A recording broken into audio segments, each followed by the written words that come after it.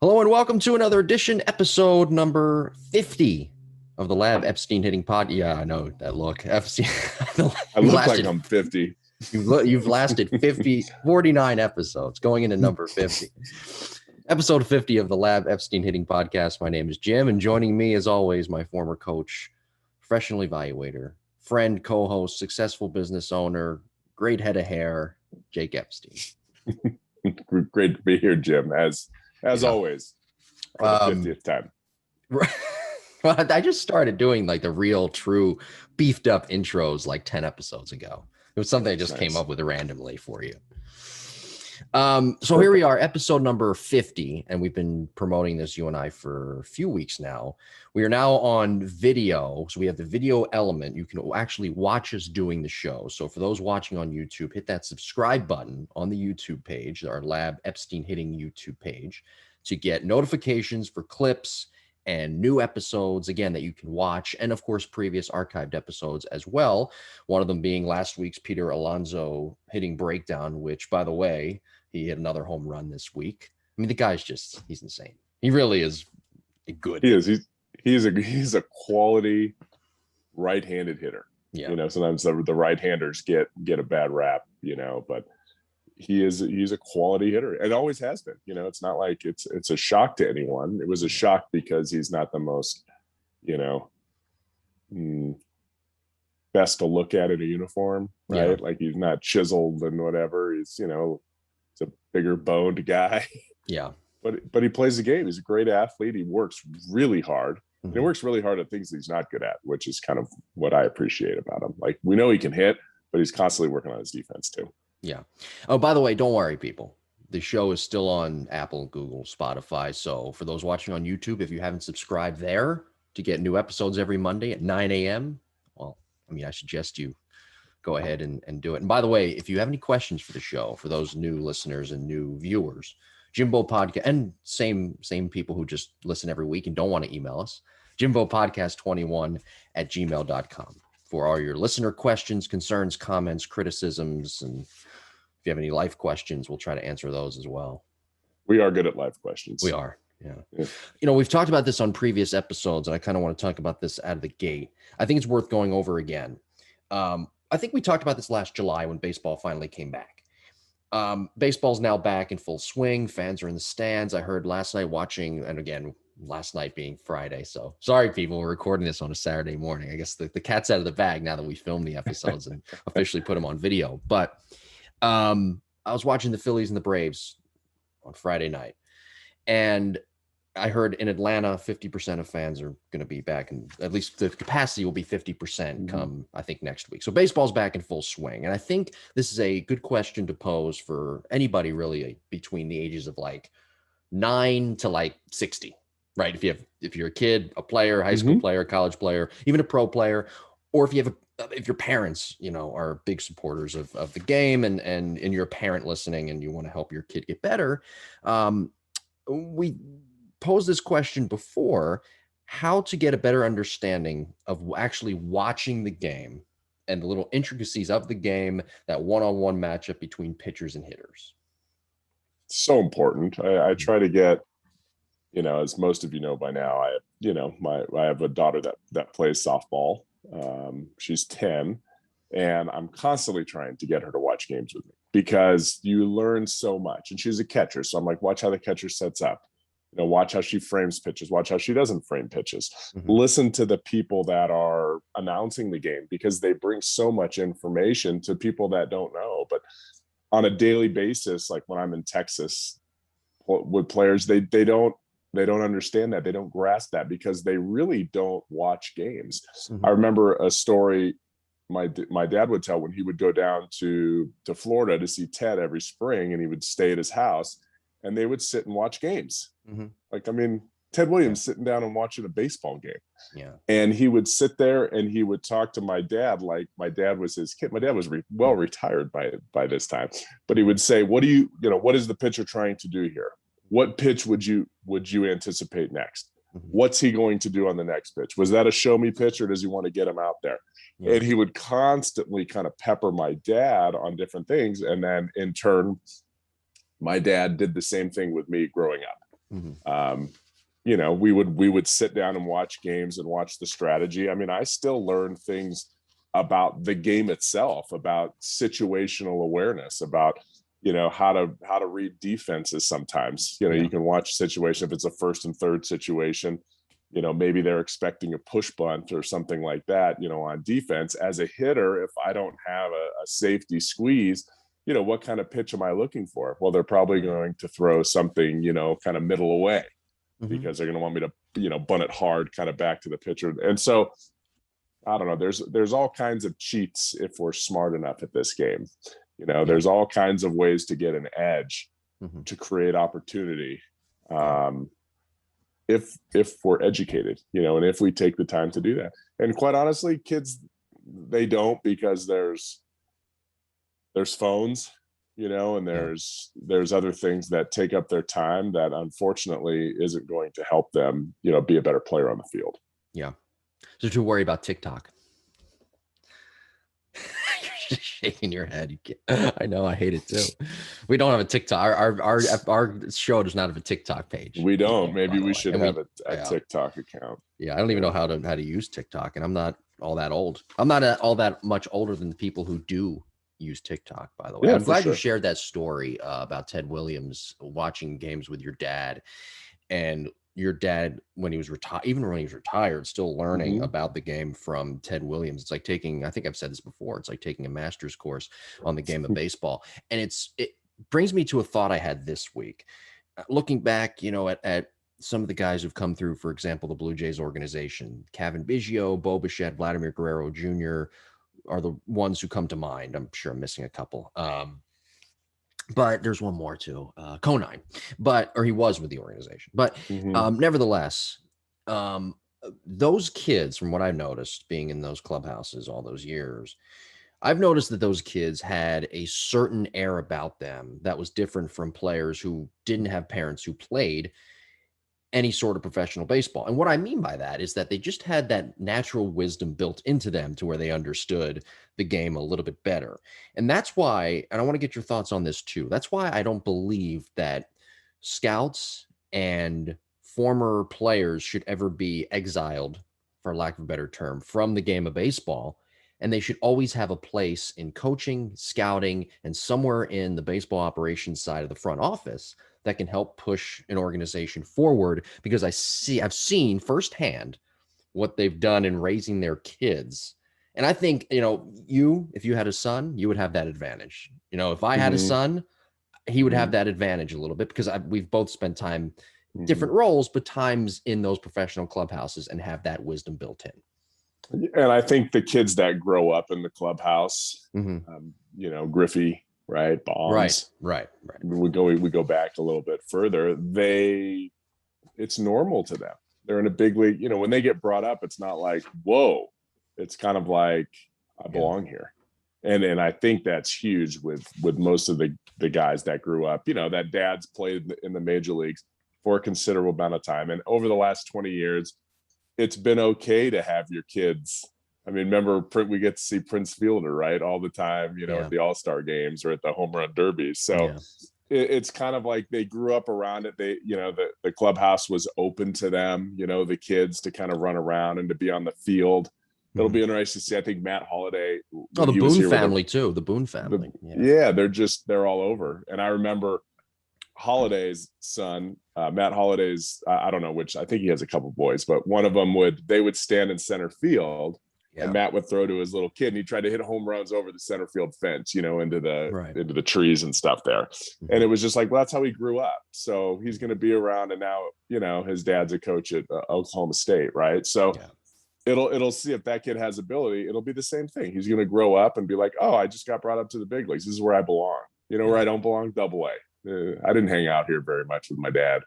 I hung out at the big league level, and that's where I belong. And I think that's where the Blue Jay guys, they're just not. There's no bring them up, send them down to get comfortable. They're going to be more comfortable when they get to that level. Right. That, I guess that when entering a clubhouse, or the professional baseball world, that the bright lights, so to speak, they're not there. They're not existent for players of kids. Or hold on. Yeah. I think this. Kids of former players. Thank you. You would think that, what am I doing hosting a podcast? I can barely talk. It's just not, those bright lights aren't there for them. They've got that wisdom. The bright lights are there for you right now. Right. I know. We go, all of a sudden we go full on video here and I lose my ability to talk. Be sure to follow us, 2 people, on social media, at Jim Tara, at Epstein Hitting, on both Twitter and Instagram. Not on TikTok. No TikTok. No, not TikTok yet. No, probably not. Yeah, I posted some cool videos, and I'll do that now that Major League Baseball's back in action. Mm-hmm. And so there's constantly highlights and whatnot. But there's a lot of debate on extension. I don't know where extension went. People don't talk about it. Like, you don't want to extend, you just want to turn fast, right? You want to snap it and turn your shoulders really fast. And anyway, we've talked about why you don't want to do that, but scapulas and hip hinges. Yeah, right. It's like, stay on plane, get your barrel on plane and keep it on plane. And if you do that, you're just not on plane very long, right? So in fact, I received a video of a major league player that is struggling mightily right now. Really? And only one weekend. So what's that? Only 1 weekend. 1 weekend. 1 weekend, right? So I reviewed it. I was sent video of him when he was in college. Mm-hmm. And when he first got to the big leagues, and then now. So it was really cool. I got to kind of trace, and his college swing was so much better. Yeah. Like, he didn't have this big barrel drop, and his posture was better. And it's like, what happened? This should never happen. Like, talk about quality control. Right. So I was really bummed to see it for this kid. Like, he's not going to be successful. And I hope, he doesn't get traded. Sometimes when players get into these ruts, it's like, we'll find somebody else, because it's in there. His swing has been there before, and he's in a rough time. And I don't know if he took instruction outside of the organization. I don't know if he's working on something different, but his swing over the last 2 years has deteriorated quite a bit. So, that does happen. And that happens all the time. And getting players back on track is really important. Yeah, and getting him back, I think getting him back on track mentally as well.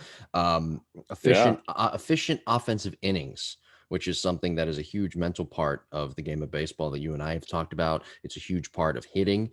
Runs are equal to or greater than hits. And I'm going to give you an example. The Yankees earlier this week, the other night, they scored 4 runs on 1 hit, grand slam by Giancarlo, and 3 walks. Actually, I wrote the note down, 4 walks. So good, patient ABs. A lot of times I think that can get a guy out of a slump, right? It certainly can. It also takes poor pitching. Yeah, I mean, when it comes down to it, throw a strike. Throw a strike, you're getting paid money to throw strikes. So nobody should walk more than a guy an inning. Good God. Shouldn't even do that. So, but maybe that's what the Yankees bring to the table, right? I mean, it's a big lineup. Anyone can take you deep at any time. So what do? Well, you got to pitch a little bit more carefully, right? And so they're going to nibble, or they're going to throw 1-0 breaking balls or 2-1 breaking balls. And if you don't have your stuff that day, then all of a sudden that's when big innings happen. But yeah, that's kind of the game today is we know we're not going to get a lot of hits. How can we score runs? Well, we can score runs by getting walks. Yeah. And then maybe hitting a home run, maybe doing that twice a game. We score 4 or 5 runs. Yeah. It works. We only got 6 hits. I think that's why the game is boring now, right? That's what people talk about all the time. It's just boring. And then if you sit there and you're like, okay, I got to get deep in counts, try to get walks. Now all of a sudden the guy throws strike 1 and you're like, oh, here we go. Right. And then that's where all the strikeouts are coming from. So it's a fine line between being aggressive early in the count to do damage, or being patient and hope for a couple walks this inning so that we can hit a blast.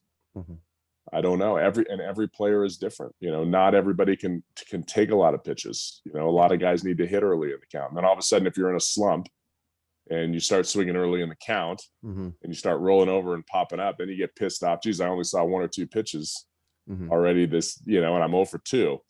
But if they took a lot of pitches, maybe they would have been 0 for 2 with a couple strikeouts. Well, what feels worse, and it's tough. It's a very mentally challenged game that we're trying to play, because it is, and we've talked about this, right? It's built on failure. You're going to fail way more than you're ever going to succeed in this game. Yeah. Watching the Phillies and the Braves last night, Zach Wheeler was absolutely dealing, although he did have 3 walks, I think, through like an inning and 2/3.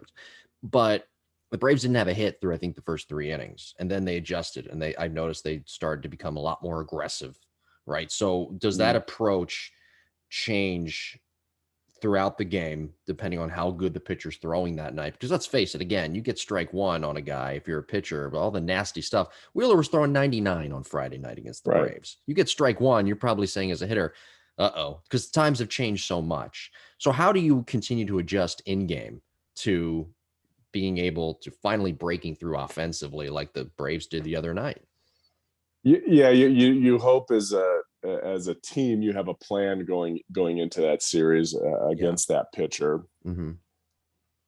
Every hitting coach and player has their own idea of what is right. And it doesn't mean that it is right. It could be wrong. Maybe it's, I want all my players to see 3 or 4 pitches per at bat. Okay, that way we can get pitch counts up. We get an idea of, well, maybe we don't have hitters that are good enough to do that. Maybe our hitters don't hit with 2 strikes. I remember at Mizzou when I went in and took over right before the season started, right? And then here we go to Florida. We start the season, and we're striking out like 10 times a game. Like, this is awful. I mean, I knew that mechanically we had to make some adjustments, and we slowly did that. But we had a meeting, after whatever our 10-day road trip or whatever it was.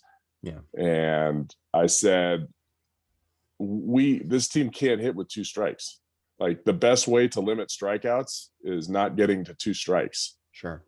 Right? Like, you want to cut that strikeout number in half. Let's be aggressive early in the count. And that wasn't really what they wanted to do. They were stay inside the zone, be patient and all that. And then we were patient, and then we were 0-1, 1-2 with every single batter through the lineup.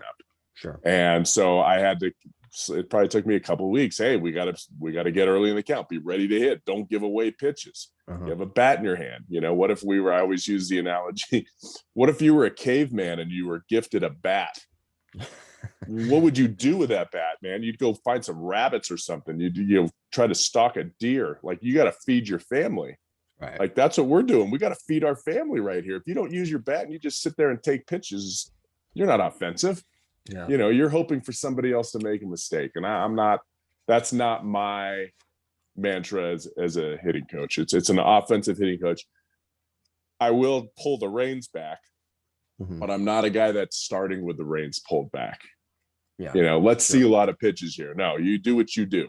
Like, do some damage. If all of a sudden we're not hitting the ball well and this guy's all over the strike zone mid-game, then it's like, okay, what pitch is he getting over? The first time through, like, what pitches is he getting over? What pitches is he not getting over? Now, all of a sudden, we can start to be more patient versus let's start out the game being patient and then finding it. So maybe that's a little backwards than what most people think, but I've just seen too many hitters get into trouble by being too patient. And I think as a kid, I was that way. I told the story. My dad, I used to get the hit and run sign with nobody on base because he hated watching me take pitches. If the count would be 2-0, he'd be like, hey, I look down and he'd be like, hit and run, there's nobody on base right now. And he'd just give me a look like, all right, I guess it's freewheeling, right? It does. And I couldn't get in trouble, right? Yeah. It was like a free pass. It was like a free pass to ditch school. Right. Okay, I guess I'll do it. I'll just be aggressive here. And if it's in the strike zone, man, I would murder it. Yeah. And if it was out of the strike zone, I'd swing and miss probably. And no one would get mad. And I'd kind of look around like, oh, I guess it's okay to swing and miss. So sometimes being aggressive is a really good thing. I've watched a few games this year already, both professional and college, and the count goes to 3-0. Right. And then the guy ends up striking out. Yeah. Because he takes a 3-1 or 3-0 pitch right down the middle. Yeah. And then he fouls off a 3-2 pitch, and then they strike him out, on the next pitch. It's like, holy smokes, like, that is the worst feeling as a hitter. Like, because what happens is you're 3-0, I'm going to end up walking here. And then all of a sudden the pitcher's like, okay, well, here you go. And you're not ready to hit it. Mhm. And I always want my guys ready to hit, Yeah. or girls ready to hit. So this brings up an interesting proposal here, and I'm just throwing this out. I'm no expert, and I'm not saying that it should happen. But do you feel, with how good pitchers are now, even in softball too, by the way, but with how good pitchers have become, and I'm not sure if hitters are behind, whatever, it's a discussion for another day. Do you think maybe that 3-0 green light should be more prevalent for more hitters throughout the order? If guys are on base, I do. If you got guys in scoring position, I'm totally for that. Runner on second, first base, might be open, might not be open, but there's runners in scoring position. Heck yeah. Yeah. Jump all over that and swing like you're going to swing. Don't just try to put something in play. Mhm. If you hit a deep fly ball, you hit a deep fly ball, get that runner in. Nobody on base, absolutely. I'm probably putting a take sign on to try to start an inning or keep an inning going. Right. Right. Yeah. So I think it's situational awareness, knowing kind of the situation of the game and where we're going. But runners on base in this day and age, yeah, I'd be swinging there. Yeah. Because I saw Bryce Harper do it the other night on Friday, swing on 3-0. He fouled the pitch off, but it was a good swing. Yeah. He took a good swing at it. Yeah. So he feels good. Right. Right. It could have been okay. Now the count's 3-1 if he took it. Yeah. But now he got his gauge. Yeah. I was talking to Matt Yingle, who works for us at the lab. He's kind of our main dude down there, our main instructor. And Matt played, he played with a lot of big leaguers, in the Marlins organization. Real Muto, he played with Stanton, all those guys, Yelich. But anyway, AAA guy. And so he used to say, I used to like to swing early in the count. And he said, even if I missed, now this is definitely not the norm. Okay. But I thought this was a very interesting conversation we had. He said, even if I missed, I knew why I missed. I got my timing off my swing. I would take my A swing early in the count. And if I fouled it off or I swung it over a ball or I was early, it was like, okay, now I know where I need to be. Yeah. And maybe that's kind of Bryce Harper, right? The count was 3-0. He let it go. And he's like, oh, I was a little late on that because maybe he hadn't swung yet that game or that at bat. I don't know. It's interesting how different people think, but that's I'm not going to say that's what's wrong with the game, but that's what's always missing in the younger games is conversations like that. Like, what works for you? Right. Maybe I'll try that. Golf's, I've been watching some of the Masters because I love the Masters. Sure. Okay. It's like one of my favorite television things to watch every year. But you're constantly hearing guys, hey, try this. Try this putter, try this grip. Try putting your thumb here, try putting your eyes here. And golfers do it all the time when they're putting. And it's like baseball players, you never know if you don't try something new. Right. Like the lizard skin on the wood bat is just mind-boggling to me. But I'm not a fan. I'm not a fan. Yeah, but guys are using it. So now I'm like, now I got to order wood bats and lizard skins for my players down in Texas. You know what that fad, though? I call it a fad. Maybe you don't. That's okay. I'm speaking for myself here. But I think they feel good. They feel good. It feels fair, squishy on the hands. That fad reminds me of when you remember in the early 2000s when players, Gary Sheffield did it too, when players would make their knobs bigger, tape the handle of the bat and make the knobs huge to try to balance it out or whatever the fuck it was. I don't know. I didn't try it, but I did. That fad went away. Jim, I'm going to slap you through the thing right now. But that fad went away. Nobody does it anymore. That's because they make the knobs like that. Yeah, but it just, okay. I'm just saying, nobody, it's not the giant knob, but if you order a wood bat, like they used to be like this, right? Like whatever, an inch and an eighth. Oh, the knob was for the Rawlings bats were like small. Yeah.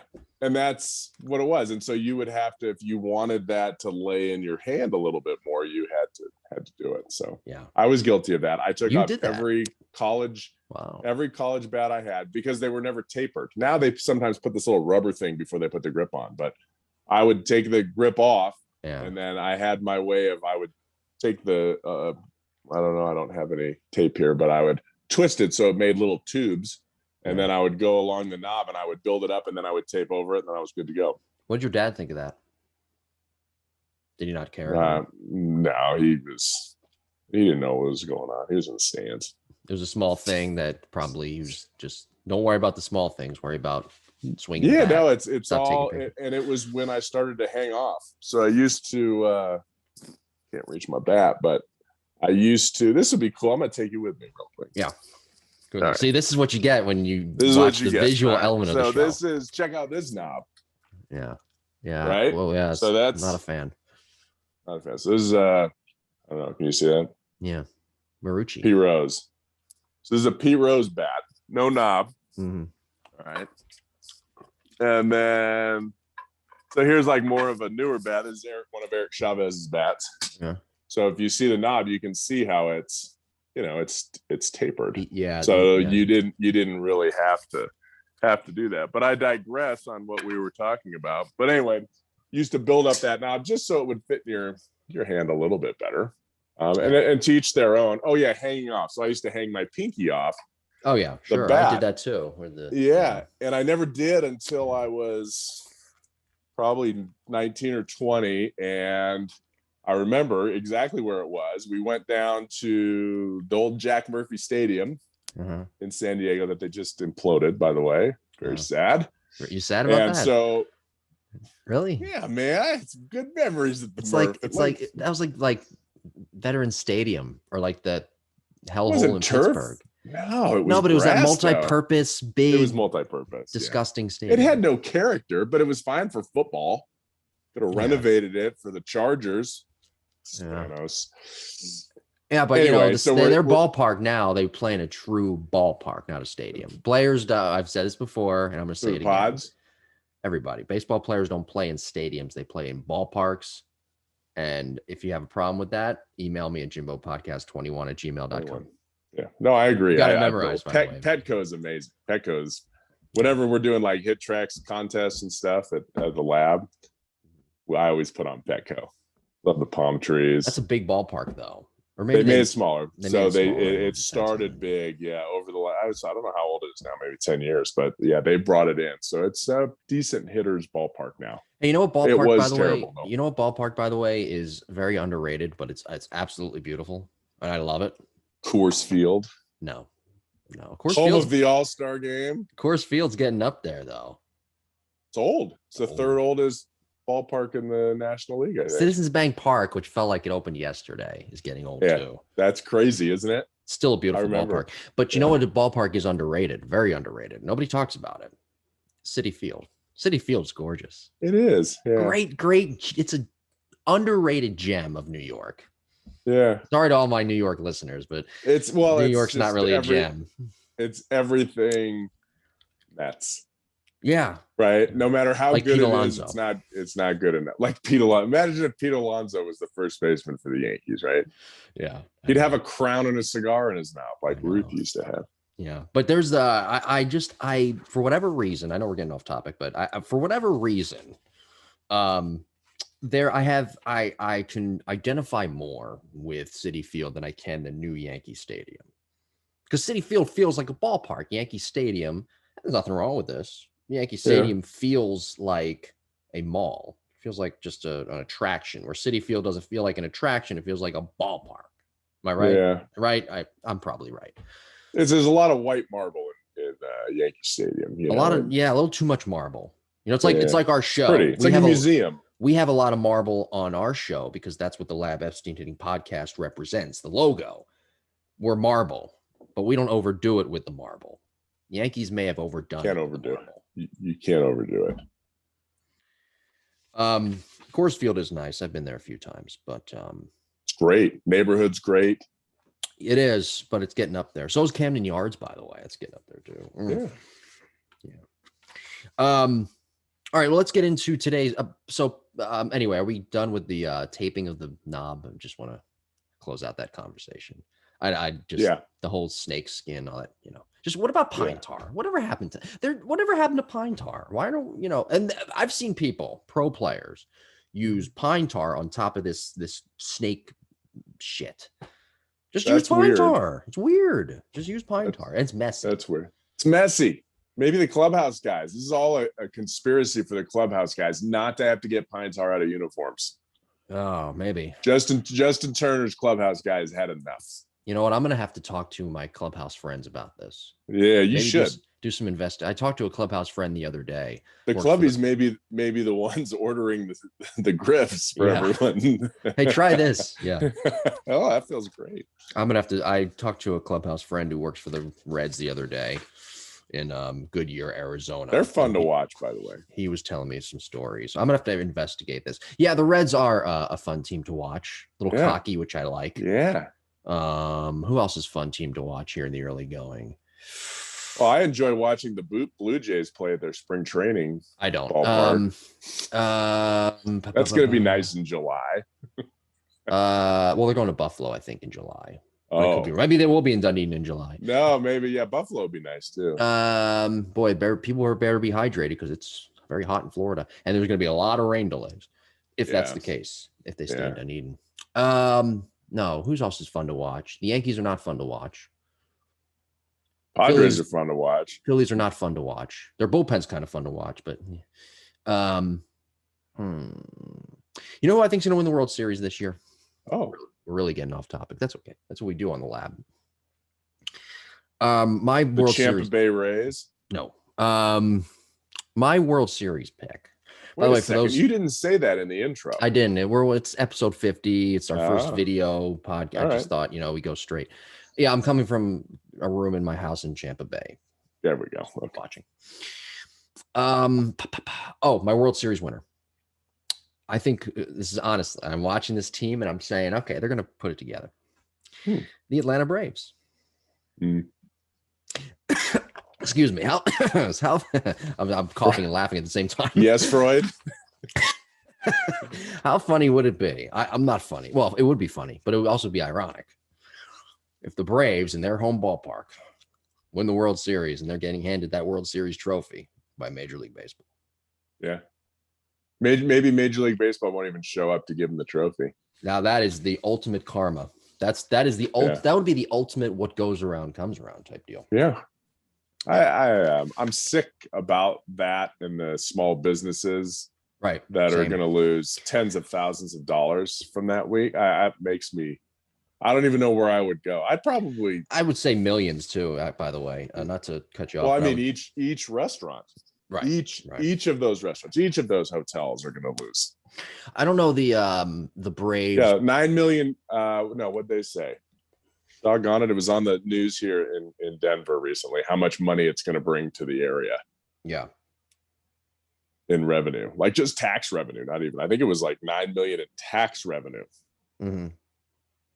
I don't know what that equates to in total revenue. So I'm looking up the Braves president because I saw him on TV the other night. He was being interviewed for the Braves home opener. And I just found him. Okay. Derek Schiller. I didn't know who Derek was. I knew who Alex was, AA, as they called him when he was with the Blue Jays. All of my Canadian friends would say, "Oh, AA."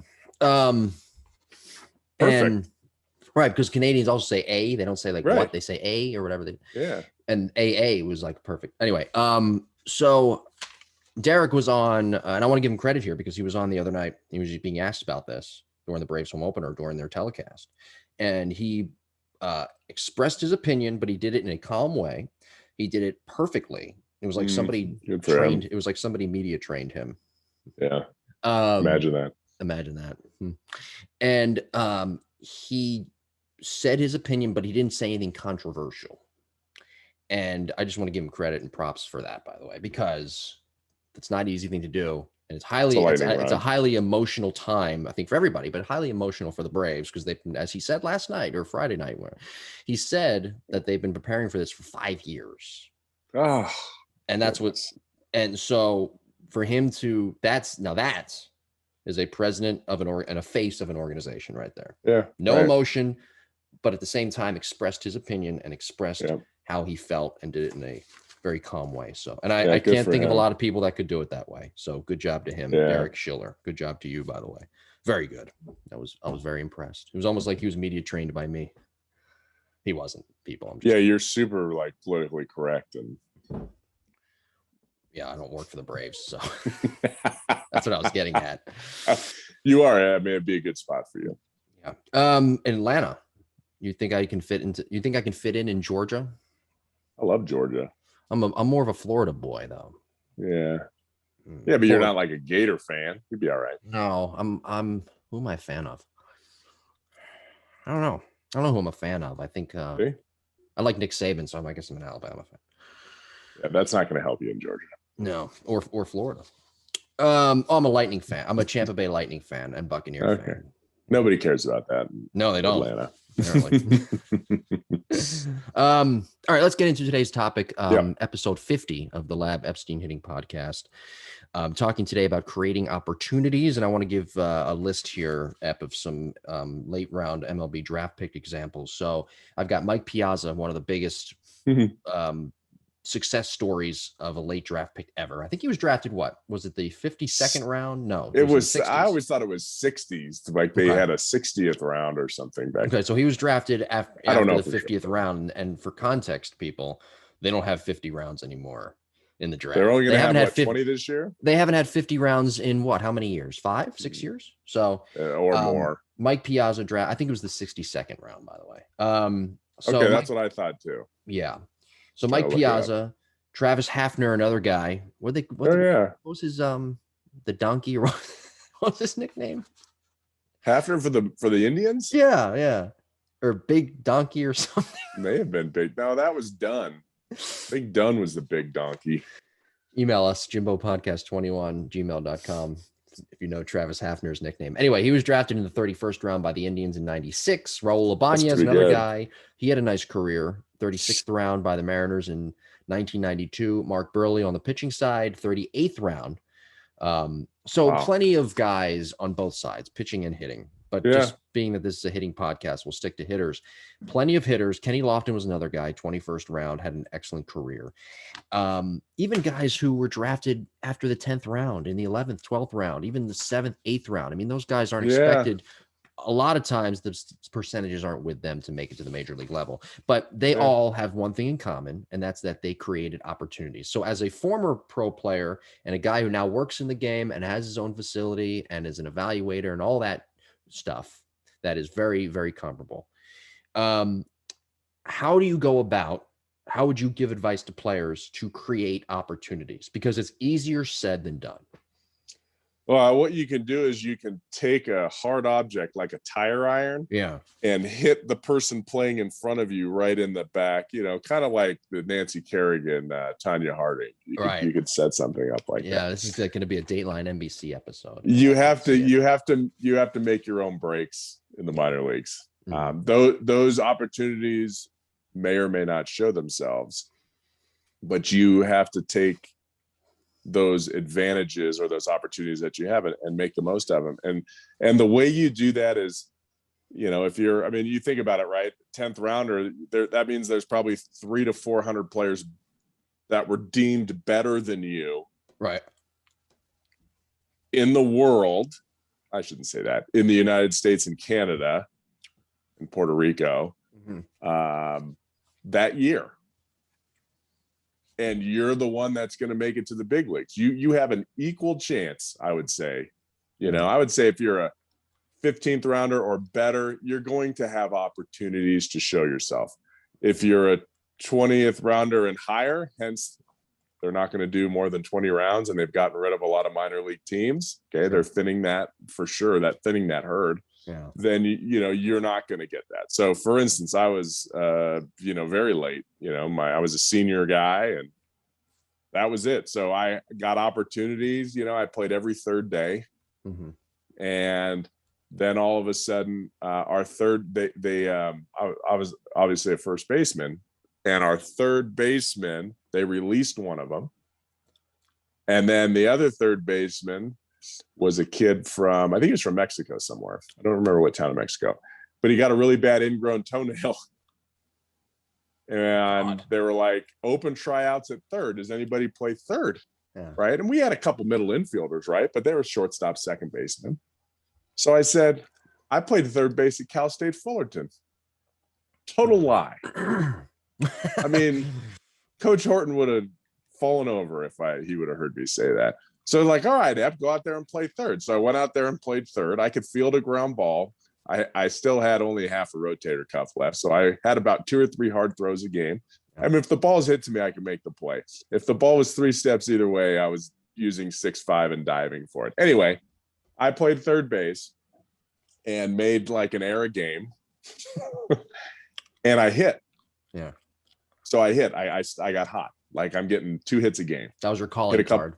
Yeah. Hit a couple home runs, right? Yeah. So all of a sudden it's like, wow, all right. So the third baseman gets healthy, or they decide, geez, Ep really can't play third. He's awful. Yeah. So now they moved the person that was playing first base, they moved him into left field, and then I played first base the rest of the year. So that was me making an opportunity. If I wouldn't have lied and said, sure, I could play that, I may not have had such a good offensive year because I wouldn't have had the at-bats.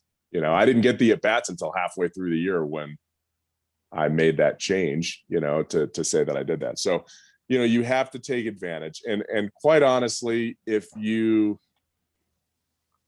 succeed, if there's a metric you succeed in, whether it's getting on base, whether it's hitting more home runs than someone else, your hard hit average, your extra base average. Well, he might only be hitting 240, but his OPS is 950. If you succeed in one of those, the cool part is people understand that and they see that now. It's a line item. And they'll keep you around because there's something about this guy. Like, it's not the flashiest thing, but look at his runs scored.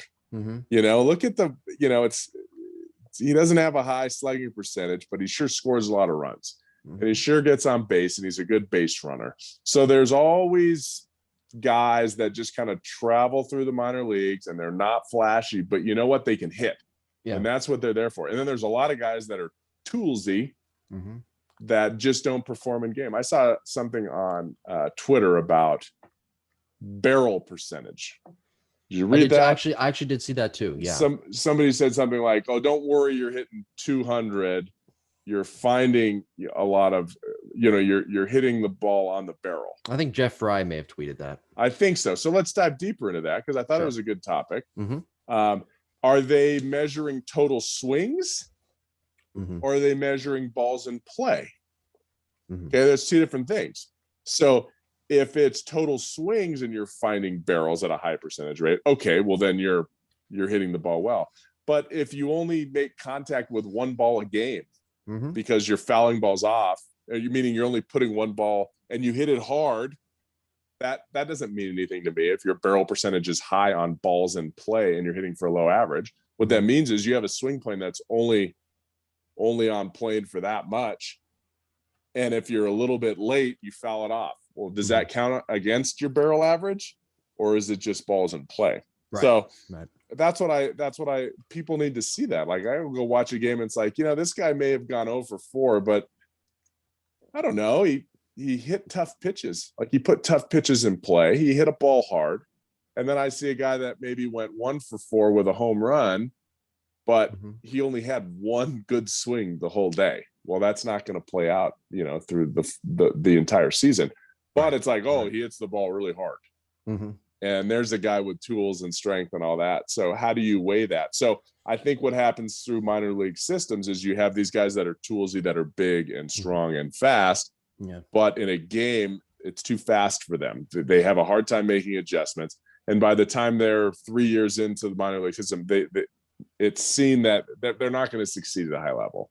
Sure. They can look good in BP. They can look good throwing balls from the outfield. But in a game situation, it's too much for them. And then you have guys that are, not toolsy, but all of a sudden 2 or 3 years in, it shows that, wow, this guy consistently gets hits. He consistently drives in runs with 2 outs.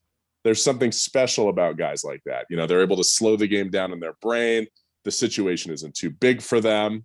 And those are guys that might be 10th, 12th rounders or higher, or lower, depending on how you talk about it, that end up being successful major league players, which I think is really cool. I think that's what's so great about the game is you don't know. And I think that's why the minor league system is cool. It's not like the NBA where you kind of know a guy's going to just start playing. There's no minor league system. Guys get better in the minor leagues, and guys, I shouldn't say they get better. Their stock gets higher. And then some guys' stock gets lower as time goes on. Yeah. Now shifting gears to college, because you were a college coach, hitting coach very recently. Mm-hmm. How do guys and the rosters are configured differently? How do they create opportunities for themselves, especially like freshmen and sophomores who, are trying to break through Mm-hmm. in a starting lineup in a program that is in the top 10, top 20 in the country? Nobody looks down on hard work. Mm-hmm. So coaches know Mizzou had a great layout, just needed to be bigger and nicer, but great layout where our offices, it was 3 steps across the hallway and I was in the batting cage, working with guys. They just pop in, we hit, yep, let's go. It was right there. We didn't have to go anywhere. Yeah. But at the same time, we'd also be able to see who was in there working and who wasn't in there working. Yeah. And after practice, who was in there working and who wasn't in there working. So hard work pushes you over the edge. If a coach sees you outworking other people, if it's a toss-up between you and somebody else who just kind of flies by, you're going to get the nod. Mm-hmm. No doubt about that whatsoever. So you can make opportunities by working extra, and then hopefully you get into the lineup.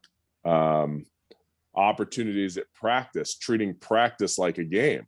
Sometimes you're in the middle of the season, you played 25, 30 games, you've had a lot of practice, you're getting tired, and guys are just going through the motions. And then some guys aren't going through the motions, right? Like we're taking ground balls.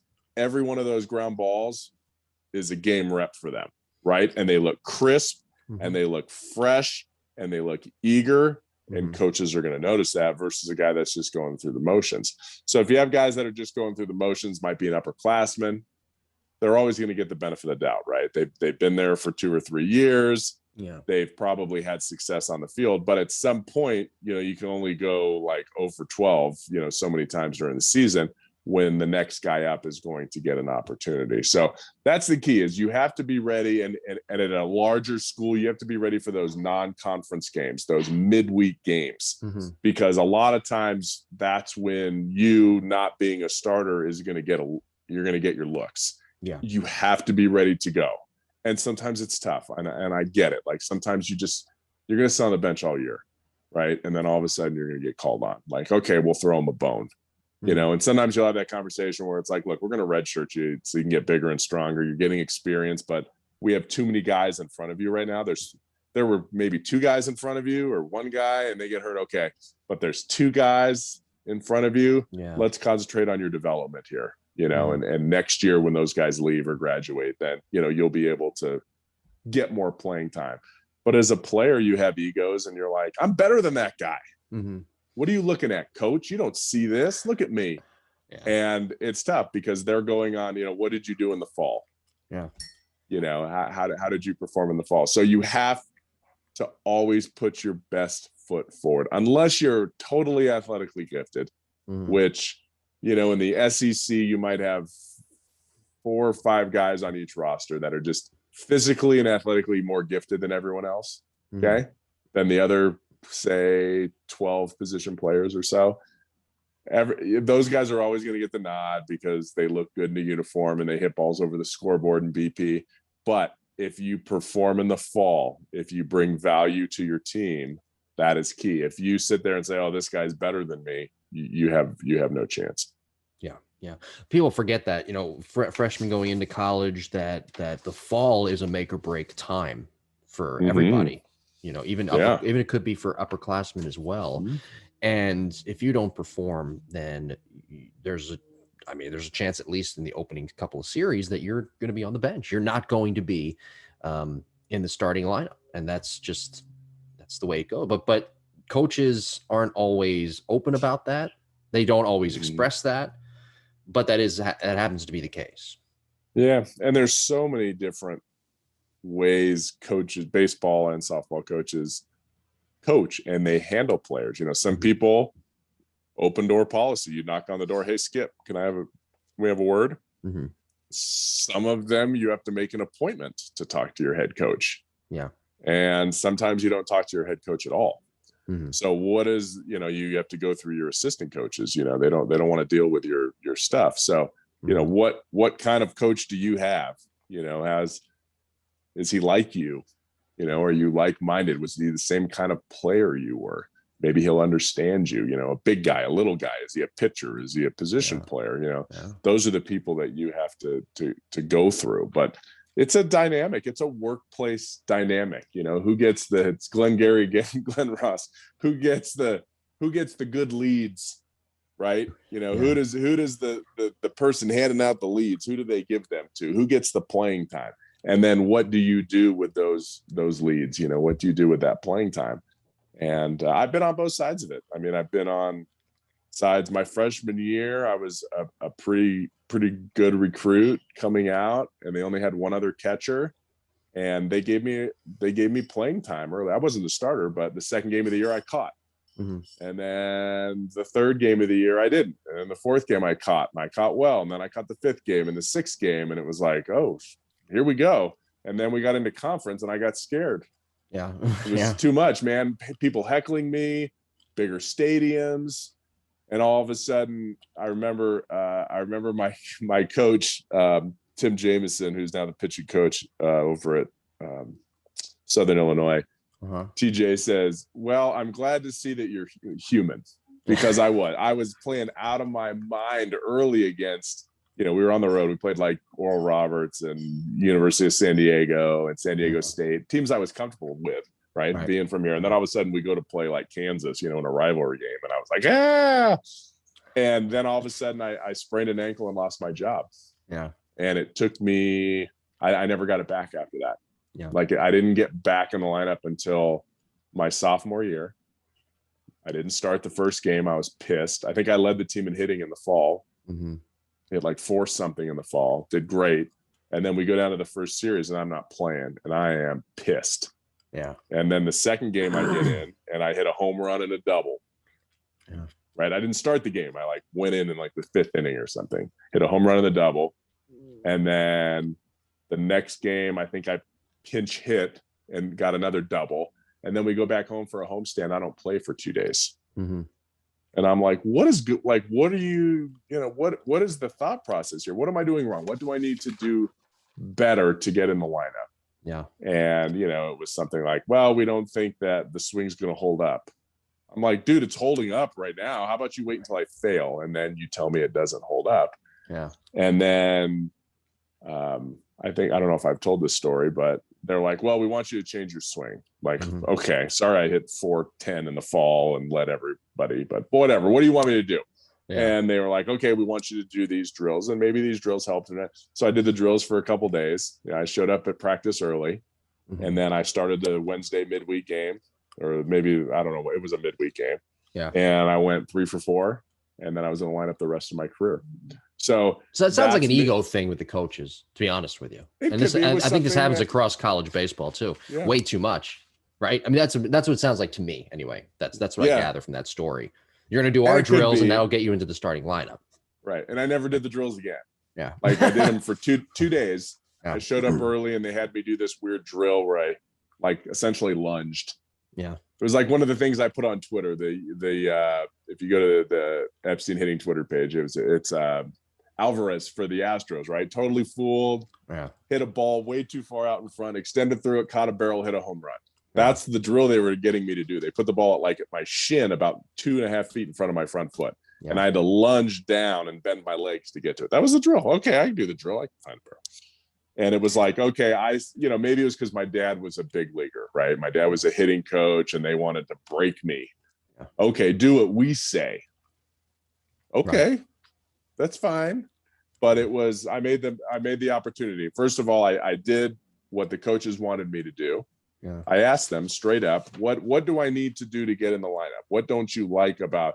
Well, then they told me, okay, let's work on that. I worked on that. They gave me an opportunity. I made the most of the opportunity, and then I was in the lineup the rest of my career. Well, at least they didn't tell you to do a drill where you're snapping PVC pipe. Did you see that? No, you're strapped to an apparatus, not using your legs. At least you're not doing that. By the way, the Cubs are hitting 120, 130 through the first week of the season. But I do love your stories you've told other stories before about your career. We have a whole episode on stories that we've gathered through college and professional baseball in our time in both in both of those arenas, so to speak. So I invite everybody to go back and listen to those podcasts in the archives on Apple, Google, Spotify. I think that episode might actually be up too on our YouTube page that people are watching right now, the Lab Epstein Hitting Podcast. And if you haven't subscribed to our YouTube page, go to youtube.com and subscribe, or else I'm going to turn this podcast right around, as I've said before. It's so hard to subscribe to. It's like one button. I know. I'm sorry to cut you off though, about the creating opportunities. And that was a great story you just told. Any more stories or any other examples that you can think of? I can think of a guy who did it at Arizona State, and his name's Dustin Pedroia. Yeah. Yeah. I mean, it's, you just need a chance, right? You need a chance to line up. We had a guy, Paul Gomez, who's a great kid, at Mizzou. And I remember sitting in a coaches meeting, and someone said, if Paul, he was a senior, and everybody loved Paul, like the players loved Paul too. Paul was like one of my favorites, like the first day, because I'm like, oh, there's a swing plane that doesn't suck.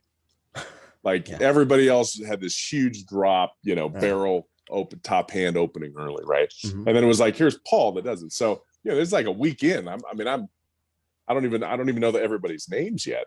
And they say, if Paul Gomez is playing for us, we're in real trouble this year. Yeah. Because it means that our other third baseman was going to have a bad year, which he did. Right. So, Paul's awesome. And he comes in and always works extra with me, and we're going stuff. And we haven't figured out, he's very coachable, right? Swing down more, swing up more, whatever, because his mechanics are good. So all of a sudden Paul gets a chance. And what does he do? He makes a diving play, and like he gets a couple hits. And then all of a sudden people start rallying behind him. Yeah. And then all of a sudden he starts doing better. And he played the rest of the year for us. He had a great year. He hit 2 home runs at Tennessee. We ended up beating them, and they were awesome that year. We had a great SEC record for the first time, I think, in school history that year, because we started rolling, and he was a big part of it because people were pulling for him.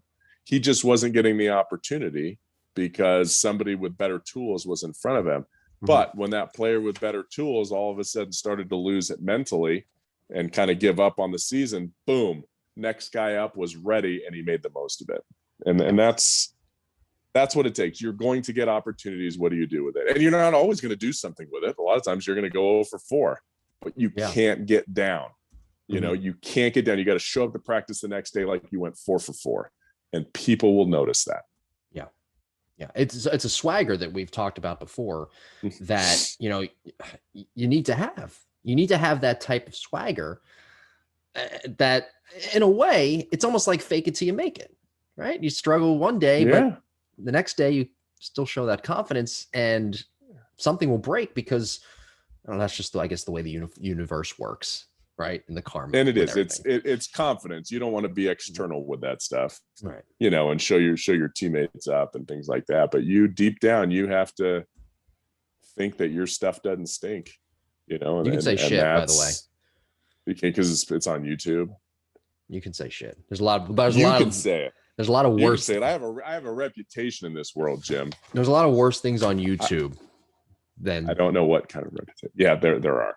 No, so us saying it is. Opportunities will present themselves if you stay sharp and you work your tail off. And if they don't, it's going to make you a better person in life. Athletes make great employees. Okay. Whenever you're looking for a job in the real world, if you are an athlete or you are ex-military, you will get the job. And you will get the job because if somebody tells you to do something, you don't talk back or say that, well, that's stupid. Why would I do that? You do it. If a strength coach tells you to get on the line, you get on the line, right? If your head coach says, you're going to left field, you go to left field, and you don't think about it. So whatever you're doing, if you're playing Division 1, wherever you are, you're making yourself a better person every time that you're out there. Yeah. All right. Let's get to every time you go to practice, every time you wake up early to do weights, every time you stay late, it's great with it. Yeah. Let's get to the final segment of the show here. And if you haven't done so already, hit the subscribe button on our YouTube page. Greatly appreciate that. The Lab Epstein Hitting Podcast for new episodes and clips. And of course, you can watch us do the show now as well if you don't want to listen on, Apple, Google, Spotify, and Pandora and everything else. We are on Pandora. So I love some of your reactions. People can now see your reactions towards me, by the way, which is great. Don't forget to subscribe on Apple, Google, Spotify, and Stitcher and everything else. And check out our SoundCloud page. It's such a secret for so long. The Lab Epstein Hitting Podcast.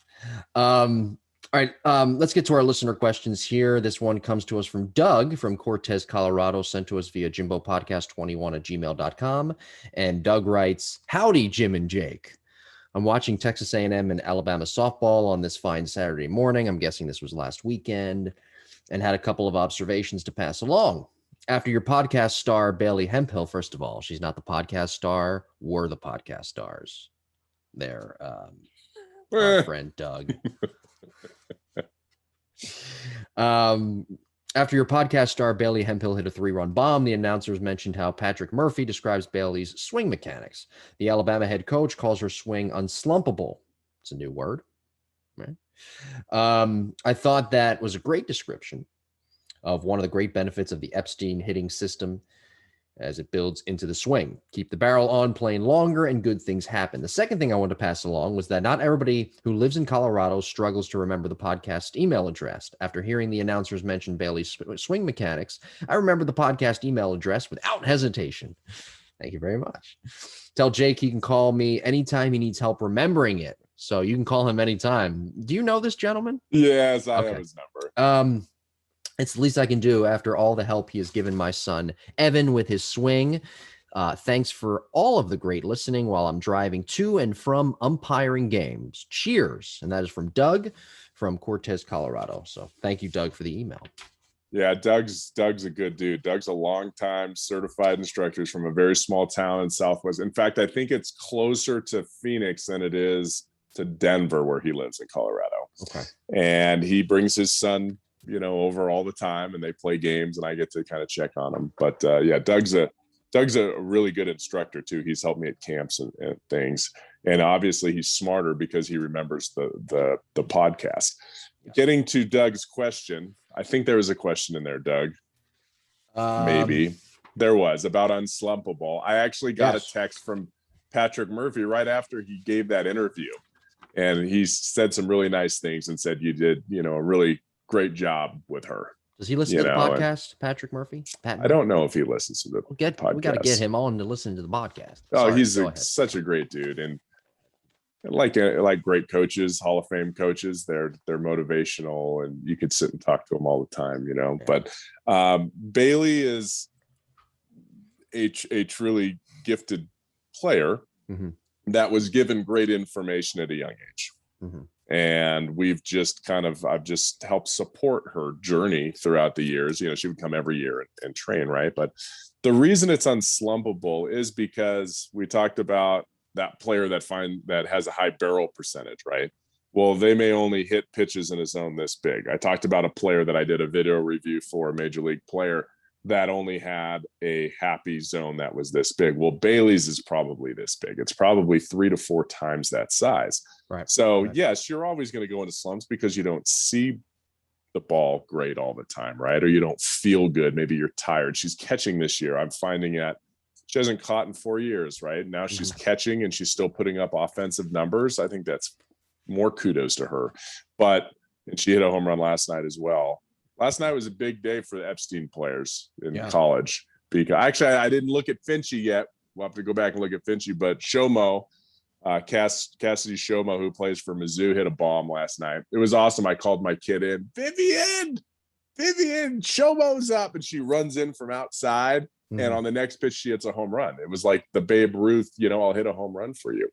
But getting back to Bailey, yes, she's on plane for a long time. And she understands that. And she's understood it for a long time. And because of that, when she's a little bit early, she still gets base hits. If she's a little bit late, she still gets base hits. If she's on time, she hits doubles and home runs. And that is the key to good hitting. That's how you don't go like this during the season, but you have soft peaks and valleys. Yeah. So again, thank you, Doug, for the email. We have another one here. This comes to us from Jack from Paramus, New Jersey, sent to us via jimbopodcast21@gmail.com. And Jack writes, Dear Jim and Jake, I've been told great things about your podcasts. All right, we're getting the word out there. So I checked them out. The latest podcast was my first. I'm guessing that was probably Lonzo, maybe, or maybe the episode before that. Yeah. You talked about extension and whether it is good or bad. I think it was Alonzo. You talked about extension, whether it is bad or good. Well, I guess it depends where a hitter extends, as Jake said. The problem stems from TV announcers and analysts who always seem to use the phrase good extension. Or the pitcher doesn't want a hitter to get his arms extended. As a result, some coaches teach a hitter to extend into contact. The fault lies with the coaches, but the analysts share some blame as well. And that is from Jack from Paramus, New Jersey. No question in there. I will say this, though. If coaches or players or parents fall for that, get the arms extended, and they think it means at the point of contact, then they really have to go to EpsteinHitting.com. They need some reviewer certification, but maybe it's true. I mean, you can think of the layperson turning on a game. Oh, we got extended.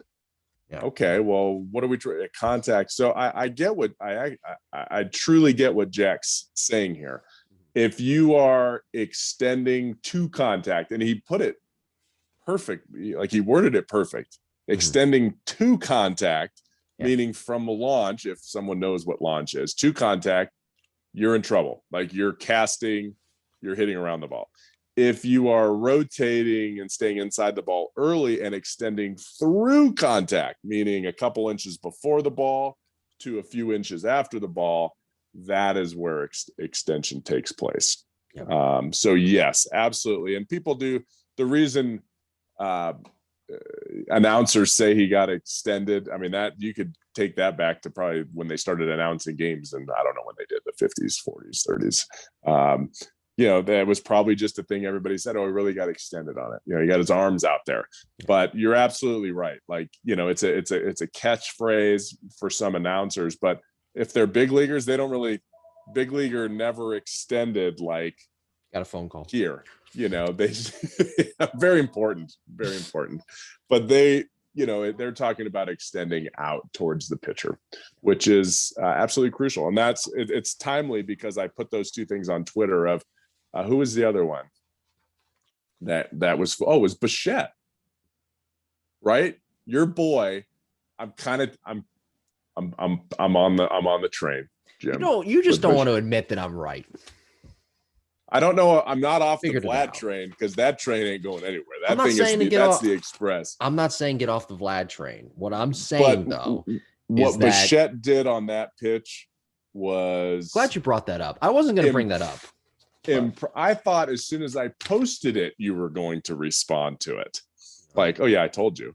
But what he did to get to that pitch, that's what good hitters do. Like, that wasn't a good hittable pitch.